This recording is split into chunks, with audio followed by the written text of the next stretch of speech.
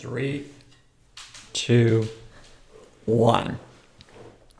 So I want to talk about. This is going to be interesting. I think this might be a little bit controversial, but I'm going to talk about the Oscars, which happened last night. And the reason why is because I am a huge movie fan. It's one of my guilty pleasures. I spend a lot of time watching movies, and I actually watched the majority of the Oscar-nominated movies. I've been doing that for quite a few years. And just as an artist, somebody that enjoys creativity, and I really like cinematography, and I just like the way that stories are put together.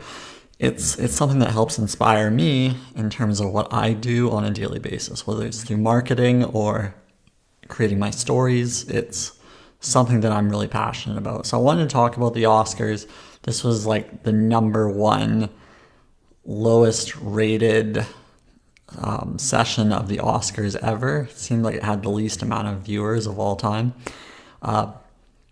which is not the best thing. And I'm thinking to myself, well, what went wrong? What wasn't appealing? And what could have been better? I enjoyed the overall show. I think maybe there's a lack of innovation in terms of how the show is put out there, and it seems quite repetitive over the years. Another thing that was absent this year, I felt, which is going to be quite controversial, but the number of A-list celebrities. I felt like there weren't any A-list celebrities on this one. I mean, I would say most of the men that typically would be at the show weren't there this year. It seemed like there were a lot of people that just weren't there. They just didn't happen to be there.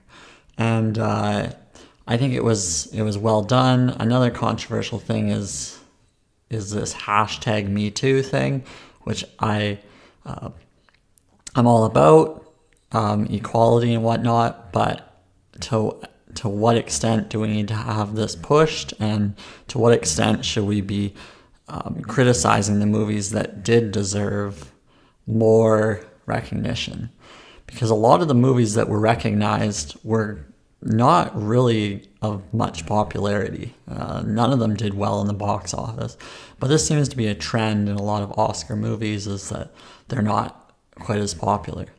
I mean, at least you had last year, like La La Land seemed to be quite a popular movie, and it was well recognized. I mean, that made sense because traditionally, you'd have more of the popular movies getting noticed. So it just seemed like a lot of lacking in terms of A-list celebrities. It just seemed like, which is good for the up-and-comers, but if you want to have a show that's appealing to audiences, I feel like you need to have a little bit more. But of course, there's been a lot of controversy in terms of just a lot of different people in Hollywood being inappropriate, and I think it's disgusting, and I think that could have had an effect on the show. But of course, it's just the way things are. There's always a lot of controversy, and it negatively impacted the Oscars. So I'm curious to see what will happen next year, see if anything will change. But definitely, I just thought I'd bring up the fact that, just because I'm somebody that enjoys movies and watching movies, I think it was important that I discuss what I saw. And I guess another area which is kind of odd is that the male presenters for the Best Actress award, well, there were none. It was all female, and I'm thinking, this is kind of odd. There's typically male presenters for the female nominations, and then female presenters for the male nominations. So I'm wondering why it was an all-female presenter group. I think that was kind of odd, and I don't know if that does anything for equality, because I'm thinking to myself, well, why would you do that? Like, why not just continue the trend? And I think that's just kind of odd.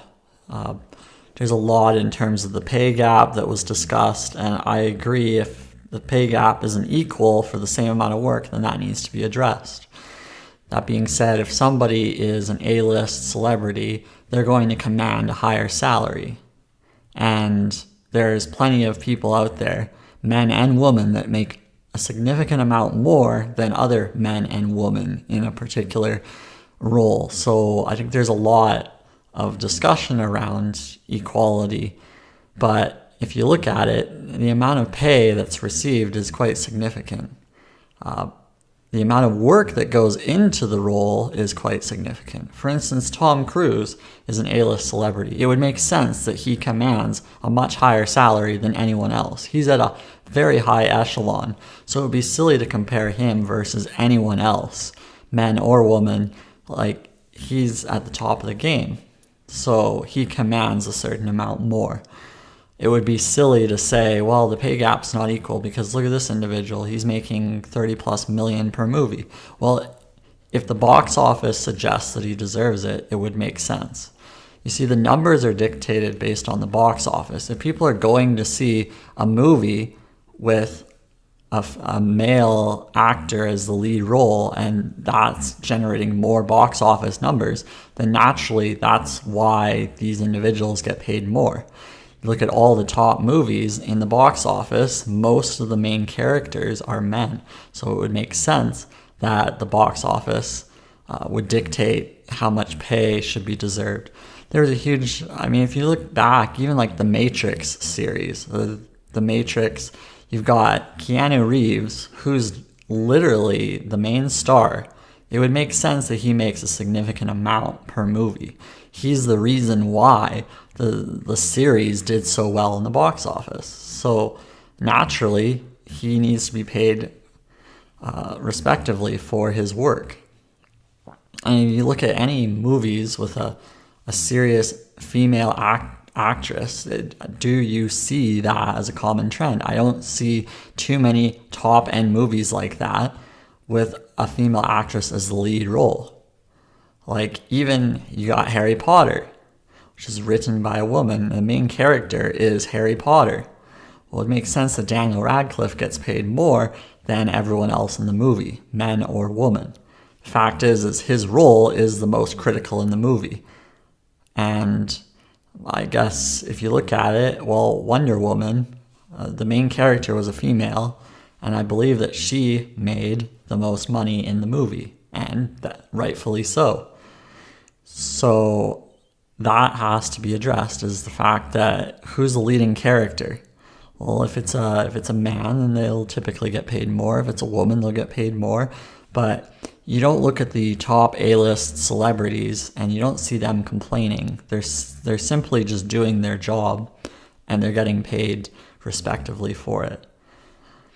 So that's perhaps very controversial. A lot of studies have been shown that there is no real pay gap because it's actually almost impossible to determine based on the work whether one individual deserves more than another. There's a criticism about the fact that there's finally a female director who was nominated. Well, there simply haven't been too many female directors out there. There's a much greater percentage of female directors. Now, if we want more females to be nominated for these awards, then we need to have more females in the business. Just like if we want more males to be in nursing, to be really successful nurses, we need to encourage males to go to nursing school. So you have an overwhelming majority of cinematographers, directors, lead actors. A majority of these roles are filled by men. And women are typically doing other roles, such as whether it's hair and makeup or costume design. It's that approach you have to look at, is where are they flocking to? Where do they enjoy spending their time? And are they the best they could possibly be in their roles? So that's what needs to be looked at. If we're thinking in terms of equality, then we need to address the fact that if people aren't in an industry, they're not doing something, then it would make sense that they're not awarded. There's just simply not enough of them. So when you look at the amount of people in a particular role, then you have to address, well, maybe that's why. Because there's a huge majority who are one particular individual. So these are all things that need to be considered. And I'm all for equality. And it all depends on how many people are in each particular role. Because you can't say, well, why is it women aren't getting awards for director when maybe there's only 5% of women in the director role? Well, naturally, you're going to have 95% men versus 5% women being awarded because there's a significant percentage difference. So that's what needs to be looked at. You know, in my area where it's experimenting with children's books, there's quite a few, both men and women, writing children's books. And the awards seem to be distributed out. There's this Newbery Medal that's given to top children's authors. And it turns out that there's a significant amount of both men and women receiving the award. And that's because there's a large percentage of both men and women doing the work. So that's why the awards are so spread out. So that's what you have to look at in terms of award distribution. It's not about distributing the award to a specific type of person based on bias. It's due to the fact that we need to award people based on their quality of work and not even look at anything else but their quality of work. That's what should happen at the end of the day. And whether it's 5 men or 5 women that get the award nomination, doesn't matter. It should actually be, here's what we're looking at. We're looking at what people do in this particular area and here's why they deserve it. Otherwise, we'll be awarding people who don't deserve the awards, and that's not exactly the best approach.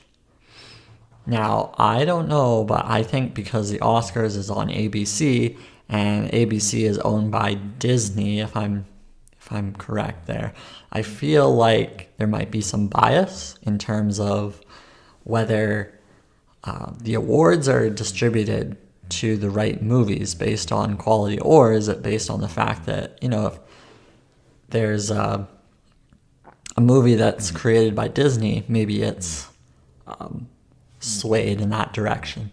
If you look at a number of awards that Disney receives every year, you'll notice that they usually always win animated film. And personally, I think rightfully so, because they are much better at doing animated films. But why aren't there other awards given out? And that really depends on quality of the movie. But I thought the overall show, the Oscars, I'm always excited to see it, but there's always controversy that comes up. Everyone wants to be heard. Everyone wants to have their voice. And I think it's rightfully so. Is it the platform to do so? I don't know. I think that might have an effect on the audience. And will people be interested in going to movies when things like this happen? And the actor or actress that complains about their rights, will that affect their opportunity for employment down the road? That's a question to consider. Because when you're putting your neck out there, it could be dangerous. Whereas, you know, if you've got really hardworking actors and actresses putting the work in, they're typically rewarded at the end of the day. Their name is known at the end of the day because they decided, I'm going to put the time and effort in. And they get awarded at the end of the day. So what are you doing to get to that level? And if you circle back to your own position in life and your own career, what are you doing to be at the top of the game? What are you doing to get that recognition that you want? And I think that's really important, is that if you put the time and effort in, you'll get rewarded at the end of the day. But if you're continuing to look at what other people receive and what other people get, I feel like you're slowing yourself down. There's too little time in this world to be comparing yourself to others. And that if you stand out and you create work that matters and you create work that's meaningful, you will be at the top of your game and you will be noticed. That is true for men and women all over the world who are making an impact. And I think it's really important to be the best you could possibly be, and that's how you're going to get where you want to go. And that's how I look at the Oscars. It's this group of people who are at the top of excellence in their game. These are the best people. These are driven people. These people want the world. They're determined to be successful. And because of that, they're willing to put their neck out on the line for what matters. And I think that's why they're so passionate. That's why there's so much controversy, is because these people, they want their say, they want to be heard, and it makes sense. We all do. We all want to be heard. And I'm always of the mindset of leading by example and not creating controversy, but leading by example so that when the time comes, there will be recognition. And if not, that's okay. But to receive or to expect some sort of recognition or expect that you'll receive something just because you are asking for it, I think is the wrong approach. You will receive when you don't have the expectations. And that's how you're going to be happy in your own life, is if you don't expect anything. That's one of the components of being happy, is to enjoy the fact that what you have is more than enough. Anyone that's in the Oscar pool of nominees is at the top of their game. They're doing quite well. They're ahead of the game. They're all likely to be millionaires. Because the acting world, when you get to that level, typically results in you getting paid quite handsomely for your work. So that's something to consider. It's different from, like, say, the Olympics. Well, the majority of the athletes in the Olympics do not get paid very much. They work extremely hard, and there's a very small percentage who receive sponsorships for what they do. So they spend many, many hours, and they're very unlikely to be getting paid because there's no box office for the Olympics. There's no box office for a gymnast. So a gymnast doesn't get paid. They get paid based on whether Nike sponsors them or Adidas or whatnot. It's not based on how many people go and see them. So that's more of a struggle.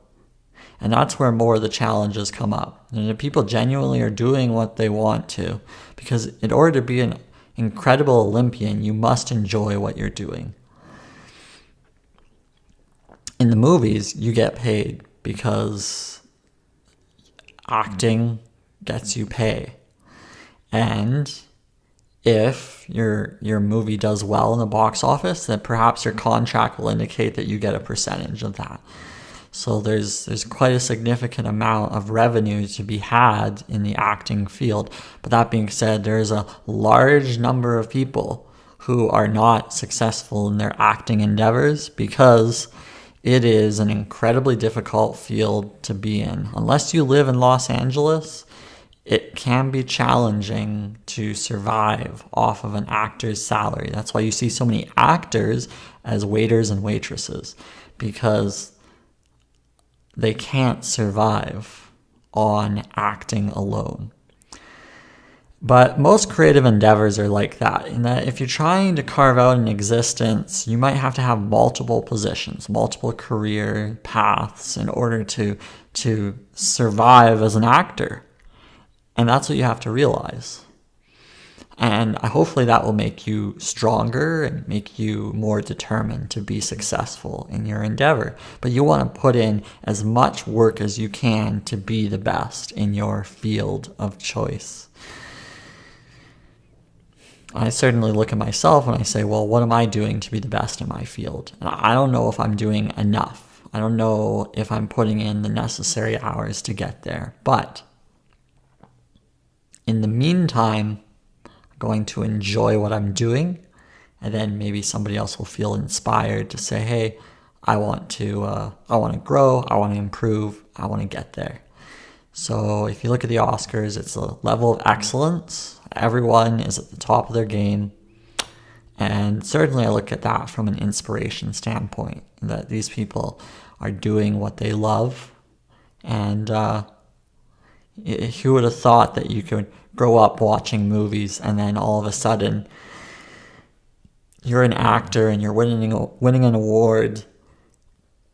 Like, there's something quite powerful about that. And you know what's interesting is you don't have to win an Oscar. You can create a channel on YouTube, create some videos. You could be at the top of your game on YouTube and you could be awarded for your work, which is just incredible. It's mind-blowing to see all these young people on YouTube who are celebrities in their own online world, and we need to take notice. Like, this is the way that things are going, and that there should be awards for YouTubers. There should be a significant compensation for people who are entertaining on YouTube, because that needs to be noticed as we're going forward in this world. It's incredible to see.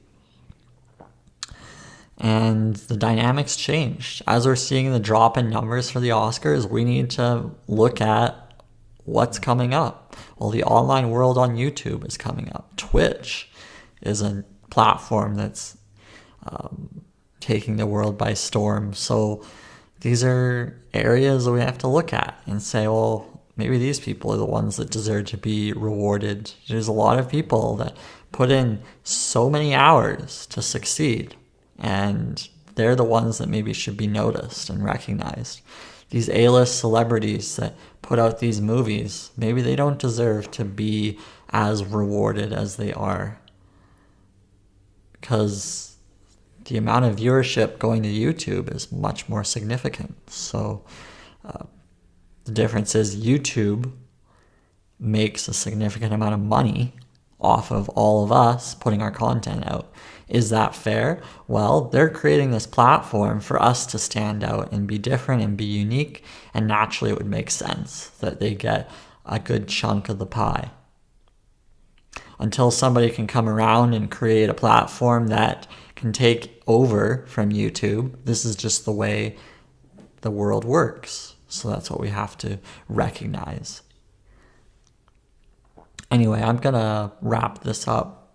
I think I've talked long enough about the Oscars, and I think maybe some of what I've said is controversial, but at the end of the day, I'm just sharing my opinions based on what I'm seeing, and please don't take any offense to any of this, as I'm all for the equality and making sure that everyone deserves what they deserve. And if they've worked hard enough, I do feel like they get what they want. Anyway, until next time, thanks for tuning in. Cheers.